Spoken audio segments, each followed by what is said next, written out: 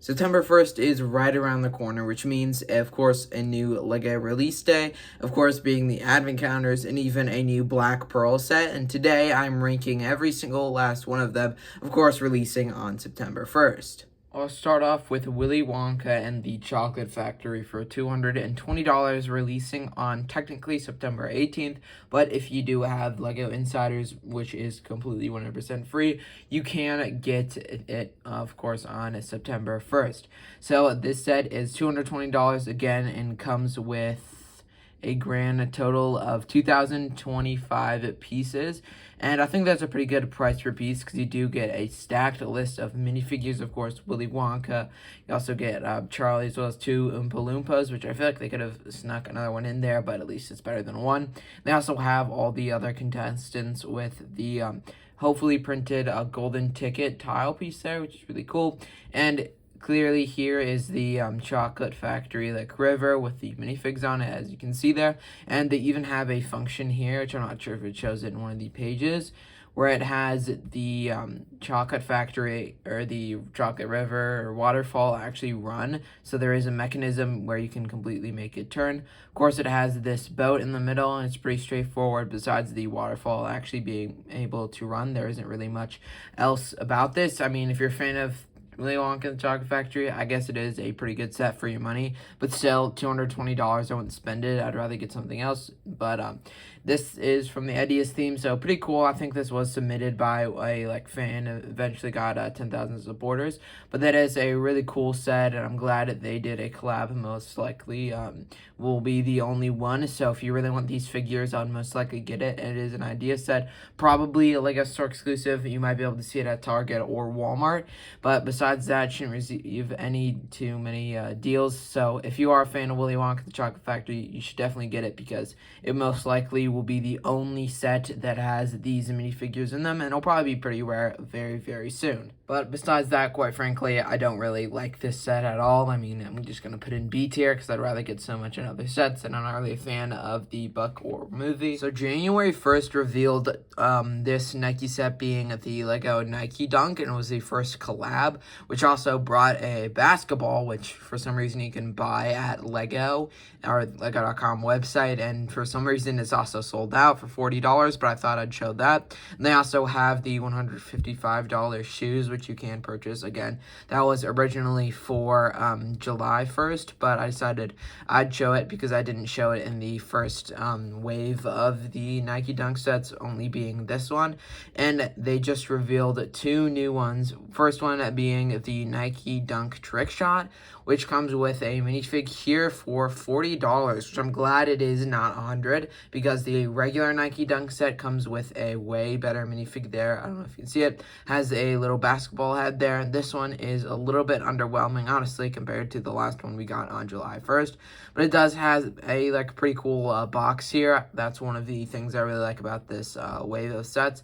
And it does have its own theme, being LEGO Nike. So this one does come with a shoe here, and sort of the sky being launched up into a basketball hoop, and it has a bunch of this animations and a bunch of circular tiles, which is pretty cool. I mean, it's $40 and it has 454 pieces. I mean, that is a good price per piece, and obviously you're not getting any minifigures, but except this one minifigure, which isn't really too special because I didn't even put a separate page with the one minifigure, so you can't really get too good of a look. But it's literally no printed legs or arms, so it is pretty basic minifigure, but you do get the basketball piece.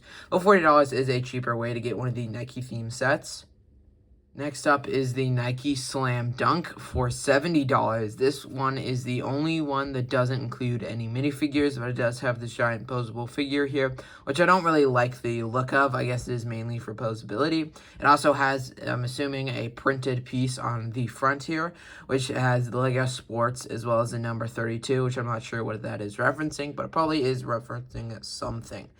So it does include the shoes on the posable figure here, and I believe it is swappable because you can have the blue ones here, as well as a neon greenish ones here. So they probably can swap some tiles there, so that actually might be a cool function, but it is two separate colors, so I'm assuming you can. And yeah, here it is, like all the pieces that you can switch. I guess you can also switch out the jersey as well. So that seems pretty cool, but $70 definitely don't think is worth it. It still does have 800 pieces, so price per piece is worth it. But personally, I don't really like the look of this set, and don't really see why these couldn't be released on July 1st. So I'll throw them back in beats here. Honestly, no particular order. But all these sets are sort of mid for me, and I don't really have a reason to get any of them. Next is the first Minecraft advent calendar we've ever gotten, which is sadly replacing the Marvel advent calendar theme, which kind of sucks. I have no idea why they actually stopped doing the Marvel ones, but now they're doing a Minecraft one, which is pretty underwhelming. They have some pretty normal builds here with a drown here. I mean, some normal Steve and Alex figures with some Christmas sweaters, sheep, creeper, zombie, nothing really too good. I mean, it has a mini nether portal, which I kind of like there, but besides that, this is kind of just a boring, really actually boring advent calendar. There's nothing really exclusive in here. I guess maybe the printed torso, but as a replacement for the Marvel advent calendar theme, I definitely don't like this. And for $55, or $45, which is the normal advent calendar price, 300 pieces definitely is not worth it. And also, it's literally just coming with a bunch of small builds that no one really cares about. Overall, I definitely think they should have made a Marvel one. And I'll also talk about the Star Wars advent calendar for the same price here, coming with a little bit of less pieces here, 263. So here's all the builds you get with it, which is not a whole lot. And last one I think was a little bit better. I think it had a little bit more minifigs. It also comes with the Ahsoka's astromech. For some reason, I have no idea why. It's not really Christmassy at all. And I actually have Ahsoka Tana's Jedi Starfighter, so I do have that minifigure. Here it is. Nothing really special about it. Nothing really Christmassy about it. Don't know why they did it. I believe they did the exact same thing for the Praetorian Guard in Paz Vizsla versus Moff Gideon set, and that just made it not exclusive anymore, which honestly I don't really mind with this one, but didn't really like that for last ones. So it does come with a cool Buzz Droid here, which actually is one of my favorite builds we've ever gotten. It might be the only reason I'm actually getting this.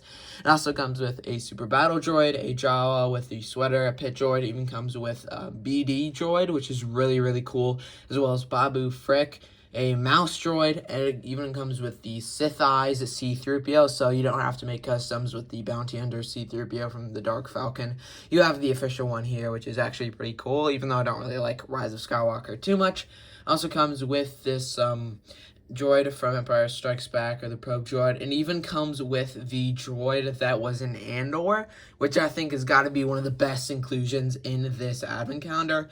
I actually really, really like how they included it in here, and might be one of the only reasons I'm getting this is because, of course, the Andor droid, probably C-3PO, and the Buzz droid.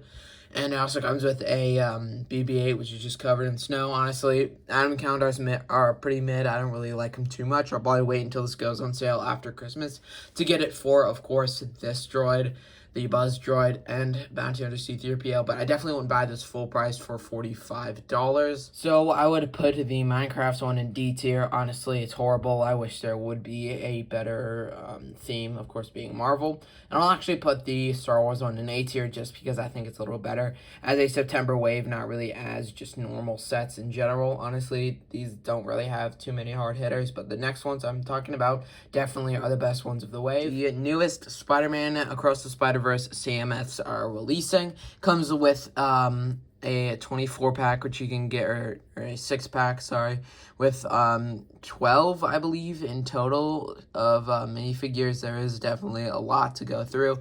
One of them being Miles Morales, which definitely seems and comes with definitely an improvement from the one that we got in the Spot set, which I mean, I wouldn't really see a reason to get this one if you don't if you have the Spider-Man Spot set, but this one definitely is a little bit better.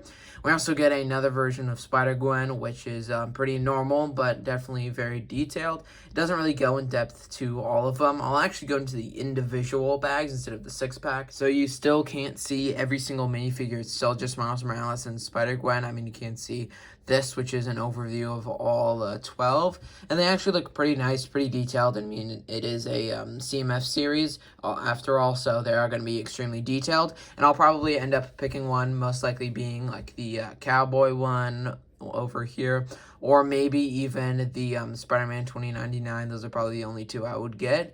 But overall, I mean, $5, these are really high-quality CMFs, especially if you like Spider-Man. These are definitely a day one pickup. And of course, being $5, I have to put them in S tier or day one buy. Next is the $300 Arkham Asylum, which is definitely a big set. This one comes with almost 3,000 pieces, 2,953 pieces, and a lot of minifigures, which are all showcased here. 2 police officers, there's Mr. Freeze, Riddler, Poison Ivy, Harley Quinn, Killer Croc. It does not have Two-Face, actually. I was about to say Two-Face. Joker, Penguin, Bane, and Scarecrow, and there's all these heroes there. I guess Catwoman as well. And also has Batwing as well, which is weird because I don't have Nightwing. I don't even know who Batwing is until this set released. But I'm not too much of a Batman fan, but still, I really, really like this set. $300 actually is a fair price. I mean, it's almost price per piece, and you're getting a lot of minifigures. I don't see a reason why you would not get this set. But sadly, all the minifigures, at least villains, are mostly in their prison uniforms, except for these 3 for some reason. And it also doesn't include Two-Face, which I guess was included in the Tumbler, which would actually be a really cool inclusion. If you're a big Batman fan, you should get this in the Tumbler. That would fit perfectly. You'd have basically all of the Batman villains. And then you would also have the Tumbler to have next to Arkham. There is a bunch of different details in here, which I'm not even going to go through because it would be way better if I had it in real life. There is actually so many cool details in different like stuff that you can see. Here's one of them. Here's a Clayface there, and there's a bunch of different details and all the sticker tiles and everything. And of course, there's a lot of different like posable pieces, so you can actually customize where you put all of the figures and everything. This is 100% worth $300. I mean, it's price per piece. It feels like it's $300, and of course, you get a whole bunch of minifigures. So I will slap this one in day one buy or S tier. So the final set of the September 1st wave is the Captain Jack Sparrow's Pirate Ship. Not the Black Pearl, which is, I believe, about $1,000 brand new sealed, at least the older one. And they're finally re-releasing it. And for some reason, they call it Jack Sparrow's Pirate Ship. And I'll actually talk about why LEGO decides to do that, or at least the reason why, in my buyer's guide for September 1st, which I'll re-talk about all these sets and see if you could actually get them. And here is the ship here. Here's a better image of it up close, and you can see it does have a sort of like hull on the bottom, which can be swapped out with this, which is way better for display, so you can actually display it on your shelf.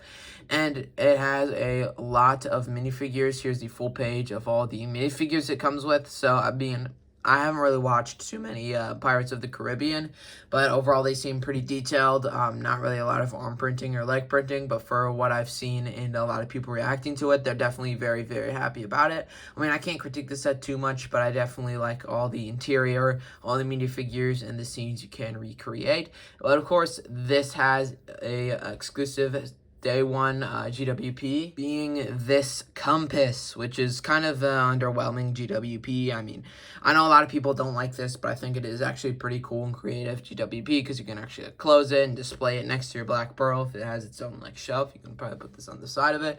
And I actually think this is a pretty creative and cool GWP. I mean, it is supposed to be GWP at the end of the day, and it's not the reason why you're getting it. So I actually think this is pretty good for the Black Pearl, or excuse me, Jack Sparrow's Pirate Ship. But we do have the Black Pearl. Again, I'll probably put it in S tier as the highest I can put it. Actually, if I had to rank, I'll probably rank day one by a little bit more specifically. This is probably a little bit more specific. Honestly, Black Pearl is definitely a really good set. I'm just not a Pirates of the Caribbean fan.